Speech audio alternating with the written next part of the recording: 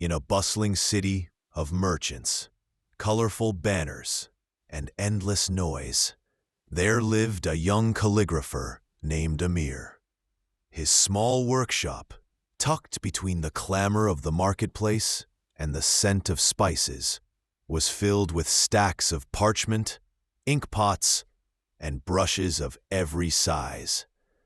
Amir's hands were gifted, able to turn simple ink into flowing rivers of beauty, twisting letters into shapes that seemed to dance on the page. Yet despite this talent, Amir never seemed satisfied. Whenever he completed a piece, he didn't pause to admire it in the quiet of his workshop. Instead, he rushed into the crowded market, holding up his scrolls to anyone who would glance. "Is it good? Do you like it?" he asked, eyes wide with anticipation. Some would nod politely, others would offer genuine praise, and for those brief moments, Amir's heart soared. But just as often, people ignored him or criticized a curve, a stroke, a flourish, and his spirit would collapse like paper in the rain. His life became a swing of joy and despair, rising and falling with the words of others. The marketplace, once a place of inspiration and commerce, had turned into a theater of judgment. Amir's friends and family noticed the change. His mother, a gentle woman with calloused hands from years of weaving, said, "Why do you let their words carry so much weight, my son? Your hands know beauty before anyone else." Amir would only shake his head, too anxious to consider her wisdom. One afternoon, as Amir held a scroll aloft and pleaded for approval, an old sage appeared in the bustling crowd. His robes were worn, his face lined with decades of contemplation, yet his eyes shone with a quiet light.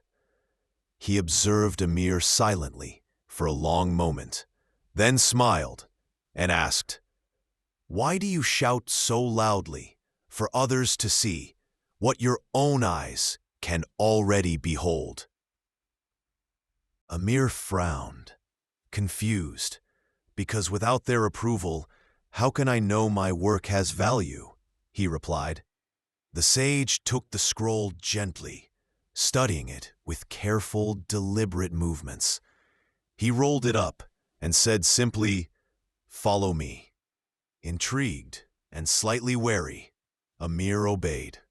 They walked outside the city walls, leaving behind the din of merchants, the clatter of coins, and the relentless hum of human expectation. Silence spread across the fields like a soft blanket, punctuated only by the rustle of grass and the occasional bird call. The sage placed the scroll on the ground, pressing a small stone upon it. "Let the earth judge your work," he said. Amir laughed bitterly.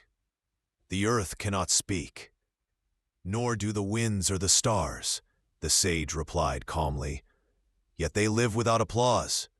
Do they cease to exist because no one claps for them?" That night, Amir lay awake, the sage's words echoing in his mind.